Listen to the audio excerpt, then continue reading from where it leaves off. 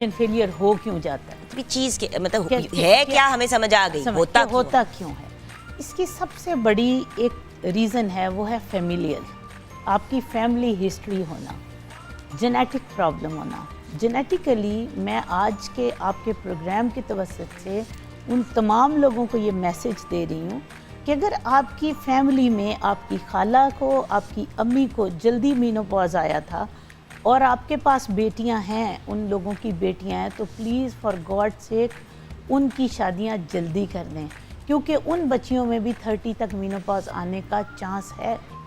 ये बहुत इम्पॉर्टेंट बात है। नंबर 2, जो हमारी सेलिब्रिटीज़ हैं, जो या वो बच्चियां जिन्होंने अभी अपना फ्यूचर बनाना है और उन्हें लगता है कि हमारी शादी के बाद हमारे लिए रुकावट होगी, वो अब साइंस ने इतनी तरक्की कर ली है, मैं अब लोगों के नाम मेंशन नहीं करती, हमारी IVF लैब में हमारे बहुत सारे जो सेलिब्रिटीज़ हैं उनके ओवम जो हैं वो स्टोर्ड हैं। आप लोग सुनते होंगे कि जी फ़लाँ खातून है, उसने जी 50 साल की उम्र में उसका बच्चा पैदा हो गया। वो कभी भी आपको डिस्क्लोज़ नहीं करेंगे कि वो उनके ओवम, उनके एग फ्रीज़ होते हैं, ठीक है, या वो डोनर एग बाहर से करवाते हैं। हमारे पास ये फैसिलिटी है कि अगर आपने कोई लेट मैरिज भी करनी है या कोई आपको लगता है आपकी फैमिली में ऐसा प्रॉब्लम है, तो आप अपने ओवम जो हैं वो फ्रीज़ कर सकते हैं और ये साल हा साल फ्रीज़ रह सकते हैं।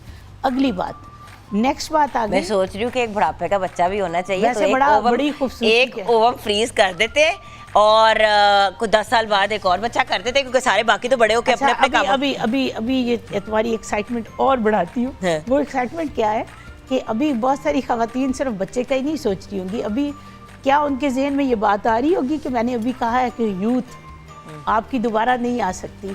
इस पे भी अभी एक्सपेरिमेंटली लोग काम कर रहे हैं कि अपनी ही ओवरी को before going to menopause ovarian tissue freeze कराया जा सकता है, एंड आफ्टर मीनोपॉज जब आपको लगे कि बुढ़ापा आ गया, आप अपना ही टिश्यू दोबारा ग्राफ्ट करा लें। This is called auto ovarian transplant. तो यानी कि आप फिर जवान हो जाएंगे? जी हाँ, क्या मौज है। किसने अपने अंडे फ्रीज कराने हैं? अच्छा, नहीं बट आई मीन मुझे पता खुशी किस बात की हो रही है कि हमें इस प्लेटफॉर्म पे मैं शुक्रिया अदा करना चाहूँगी हमारी मैनेजमेंट का कि उन्होंने हमें इजाज़त दी कि हम इस टॉपिक पे बात कर सकें। व्यूअर्स 90% चैनल्स पे आपको ये बात ही नहीं करने देते, और पता है प्रॉब्लम क्या है, ऊट पटांग चीज़ें कर करके इंसान अपने आप को रिवाइव करने की कोशिश करता है या बच्चे पैदा करने की कोशिश करता है, जब बहुत सिंपल सॉल्यूशंस है बात नहीं करते, पता नहीं क्यों। इसमें कोई बुरी बात या अल्लाह माफ़ी दे कोई फहाश बात हो तो नहीं, बंदा कोई ऐसी बात नहीं। इल्म कभी भी फहाशी नहीं फैलाता, इल्म आगही लाता है। बिल्कुल। और नेक्स्ट बात आ गई कि अगर आपका फेमिलियल, जैसे जिन लोगों में टर्नर सिंड्रोम है, फ्रेजाइल एक्स सिंड्रोम की हिस्ट्री है, बहुत सारे लोग माशाल्लाह पढ़े लिखे हैं और मेरा प्रोग्राम उनके लिए ये हेल्पफुल होगा कि अगर ऐसी आपकी डायग्नोसिस है, फौरी तौर पर आप अपना ओवेरियन फेलियर का, मैं टेस्टों पे भी आऊँगी कि आपने क्या कराने हैं। अब अगली रीज़न क्या है? अगली रीज़न जो हमारे पाकिस्तान में मोस्ट कॉमन है वो है वायरल इन्फेक्शंस। वायरल इन्फेक्शंस के बाद जो इससे भी ज़्यादा कॉमन है वो क्या है कि आप लोग जो गलत मेडिकेशंस, अभी शादी हुई तो आप चले गए डॉक्टर के पास, डॉक्टर ने आपको ओवाफिन लिख दी, क्लोमीफिन की गोलियां लिख दी, और वो खातून यस क्लोमिड, ओवाफिन, क्लोमीफिन, इसके बेशुमार नाम हैं, क्लोफर, लोगों ने रट्टे लगाए हुए हैं। आप फौरन बच्चा पैदा हो जाए। इवन मैंने देखा कि सासें मेडिकल स्टोर से ख़रीद के घरों में जाके अपनी बहुओं को दे रही होती।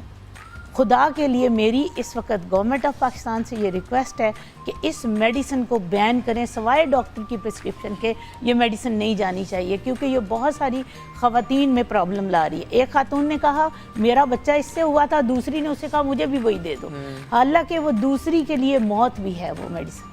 हमने पहले देखना होता है, उसका नाप लेना होता है। मेरी बात को अगर ये मैं यहाँ से पब्लिक को ये मैसेज दे रही हूँ कि आप कपड़े सिलवाने जाते हो ना, पहले आप नाप देते हैं फिर आपके कपड़े स्टिच होते हैं।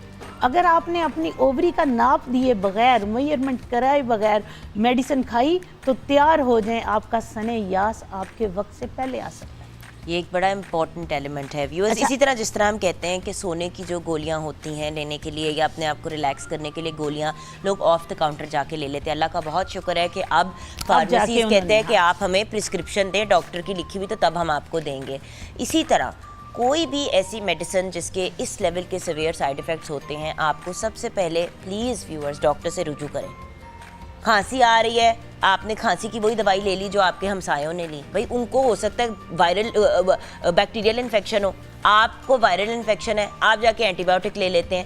پلیز سوچ سمجھ کے. اچھا تو اب اگر ڈائگنوز ہو جاتا ہے کہ آپ کو یہ اوویرین فیلئر کی طرف آپ جا رہے ہیں, ایک ریزن جو بہت امپورٹنٹ ہے, چونکہ میں ریزنز بتا رہی تھی یہ نہ مس نہ ہو جائیں, وہ بھی بہت امپورٹنٹ ہے. اور میں سوری ٹو سے میں نے ابھی پچھلے دنوں شوکت خانم میں بھی جو میرے کولیگز ہیں ان کو بھی اس بات پہ میں نے ایک پریزنٹیشن دی ہے.